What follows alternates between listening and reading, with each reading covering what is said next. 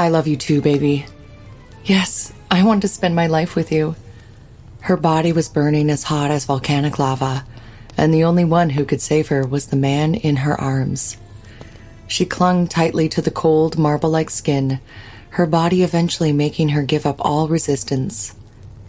The pain was accompanied by an unknown pleasure slowly rising bit by bit, like a firework display going off in her mind, making her feel like a lone boat sailing in a sea of fire. The emotions mapping a crescendo, then sinking steadily, she found it hard to resist herself. Hey, wake up. It's freezing here. You'll catch a cold. The pressure on her shoulders awoke her abruptly. Her disoriented gaze met with a cornered pair of eyes.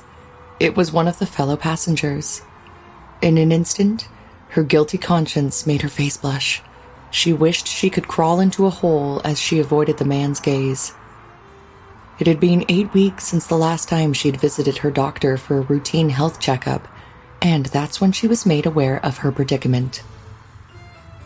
How can you not know that you are pregnant? She could still hear the doctor's words ringing in her ears like it was yesterday. You are almost 7 weeks pregnant now. Do you intend to inform the father of the baby? The nurse had asked with a concerned look, while the doctor was busy printing her reports. When the time comes, yes, I will. Being pregnant did not come out as a shock for her earlier, but something about this felt right. It felt good. Maybe because the baby was Shane's. Shane Scott had been the man of Natalie's dreams since childhood, and she would do anything to spend her life with him. For Shane's sake, Natalie had decided to let go of her dream of pursuing a career in acting. She started preparing for SATs to be in the same university as Shane.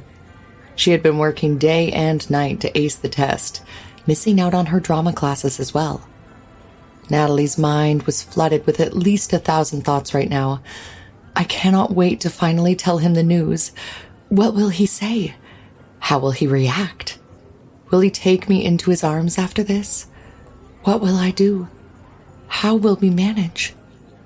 On her way to Shane's house, Natalie was overwhelmed with feelings. She had waited for months to tell Shane, and today was the day she finally will break the news to him.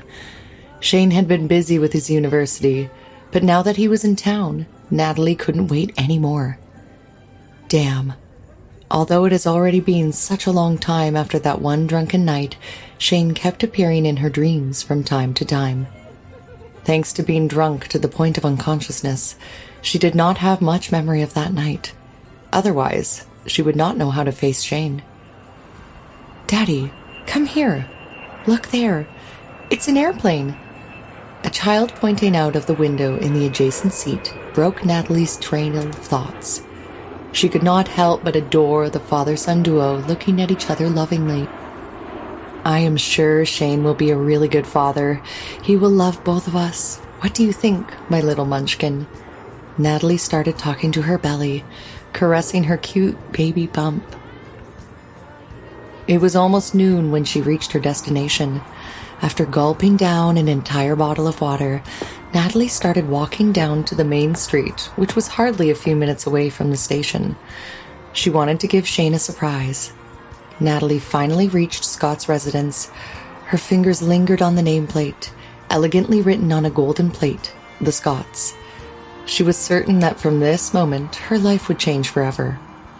Natalie pressed the doorbell, waiting for Shane to open the door and smile at her, when she saw something that sent chills down her spine. A beautiful girl standing at the door. She was wearing a red dress, looking gorgeous. Her one hand was holding the doorknob while she was frantically trying to put something into her bag with the other. Wait, was that Shane's favorite blue shirt? The one Natalie gifted him on his birthday. The girl flipped her long, wavy hair, trying to show the marks Shane had given her.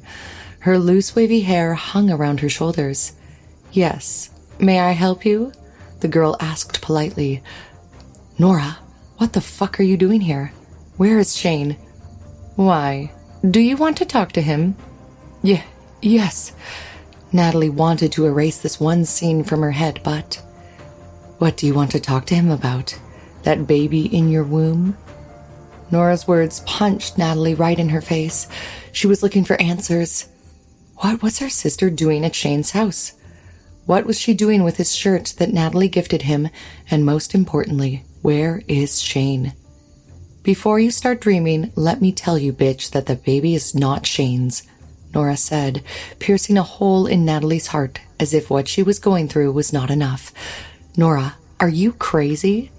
Nora Brown looked at her, laughing with crossed arms, as if strutting on the catwalk. She swayed as she walked until she stood in front of Natalie. What? Scared that I'll kill the bastard in your stomach? Natalie subconsciously protected her abdomen. Taking a step back, she looked at Nora warily. Nora, don't you go too far. Despite knowing that Nora had always been at loggerheads with her, Natalie had not thought that she could speak such vicious words. Going too far?